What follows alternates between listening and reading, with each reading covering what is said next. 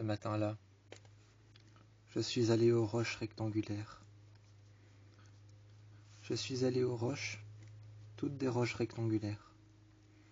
C'est comme ça que je les appelais, les roches horizontales. Je les regardais de en bas, et ces rochers,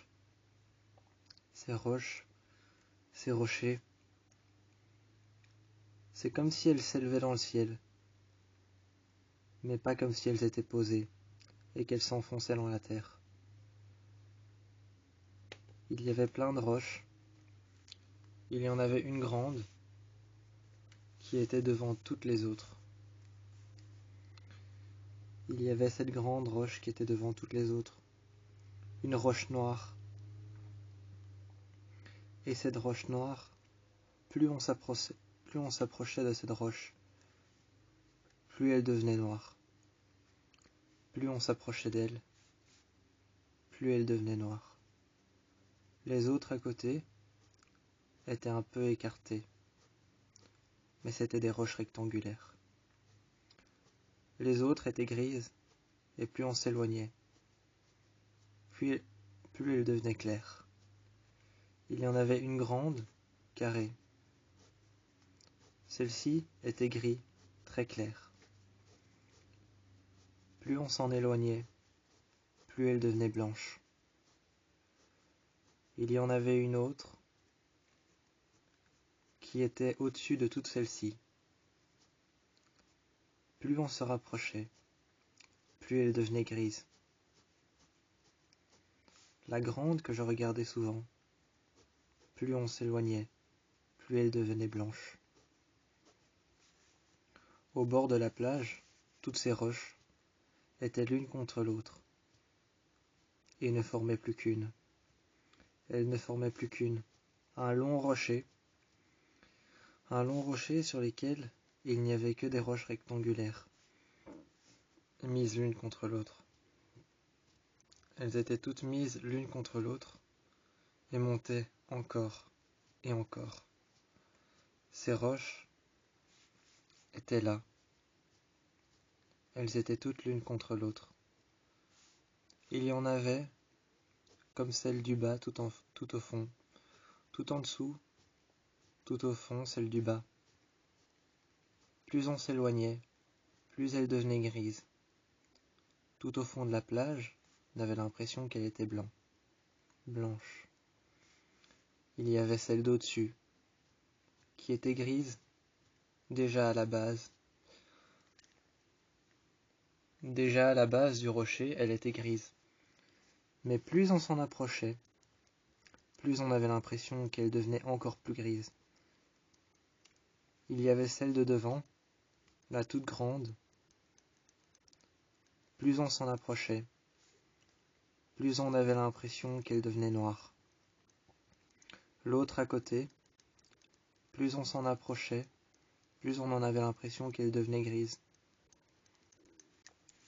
Il y avait une roche en particulier, qui, elle, pointait vers le haut, et avait la forme d'une pique. Elle avait à peu près la même couleur que toutes les autres roches. Toutes les autres rochers, tous les autres rochers, toutes les autres roches, toutes les autres falaises, elle avait à peu près la même couleur, mais ce n'était ni du gris, ni du noir. Elle était là devant, et sur la plage, plus on s'en approchait, plus on avait l'impression que ce n'était qu'un stupide rocher. Plus j'avais l'impression que c'était qu'un stupide rocher, plus je m'en approchais. Mais plus je m'en éloignais, plus j'avais l'impression que c'était une femme. Ses jambes, qui étaient positionnées sur le côté de la roche rectangulaire, la roche carrée, celle qui devient de plus en plus claire. Celle qui devient de plus en plus claire, de plus en plus éclaircie, qui devient de plus en plus blanche. L'autre rocher, le noir, le rocher noir et obscur. Lui, plus je m'éloignais, plus il restait noir. Le rocher à côté, rocher que je ne savais pas distinguer. Je ne savais pas le distinguer des autres. Je ne savais pas dire si c'était gris, si c'était noir, s'il devenait plus clair, plus intense, ou si la forme du rocher pouvait changer plus je m'éloignais. Je ne savais pas dire si la forme du rocher pouvait peut-être changer plus je m'éloignais.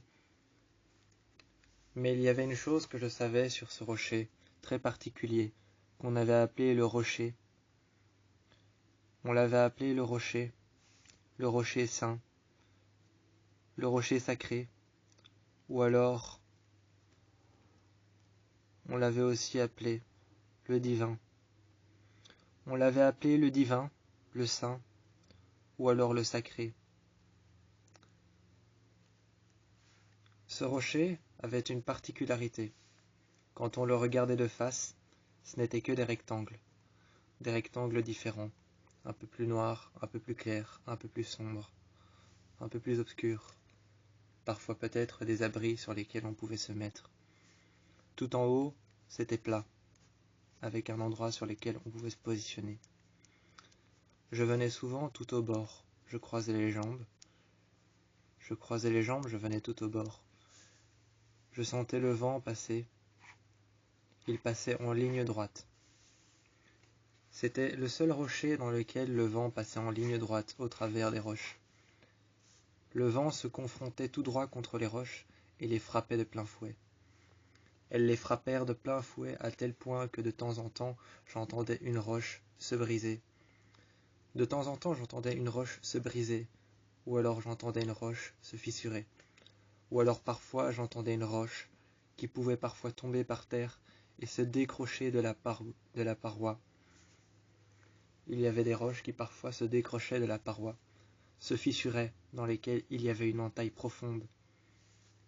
Mais sinon les roches restaient noires ou grises, elles restaient rectangulaires. Mais la particularité dont je n'ai pas parlé, la particularité de ces roches dont je n'ai pas parlé, c'est que plus on s'en éloigne, plus on voit qu'elles restent rectangulaires.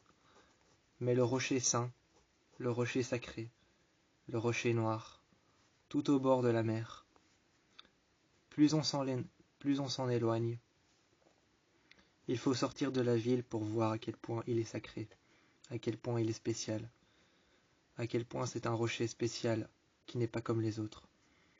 Quand on s'éloigne de la ville et qu'on finit par sortir, on ne voit que des briques rectangulaires qui sont comme si elles s'enfonçaient dans le sol.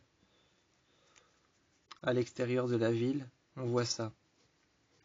Quand tu te mets sur le toit de l'église, à l'extérieur de la ville, on ne voit qu'un rocher, avec le bruit des vagues qui frappent tout en bas du rocher, le vent qui frappe contre le rocher, la roche et la falaise. On entend le vent qui frappe la falaise de plein fouet. On entend le vent qui est frappé de plein fouet sur la falaise et qui passe juste au-dessus. Mais plus on s'éloigne, plus on va loin, plus on va dans le village, plus on remarque que le rocher prend une forme différente, malgré le fait qu'il soit fait avec d'innombrables et plein de rochers différents, toujours de la même taille. Toujours de la même taille, toujours de la même forme, un rectangle, un carré, jamais un cercle. Jamais un cercle, jamais un rond, toujours un carré, toujours un rectangle, toujours la même forme. Mais plus on s'en éloigne, plus tous ces rectangles, plus tous ces carrés, plus toutes ces formes droites prennent une forme spéciale. Quand on s'en éloigne et que finalement on est juste devant l'église, au village, on aperçoit que le rocher, la grande falaise, tout en haut on peut apercevoir une femme qui a ses jambes resserrées, mises l'une contre l'autre, et ses pieds penchés vers l'avant, avec juste ses orteils, les orteils de ses pieds, plongés dans l'eau.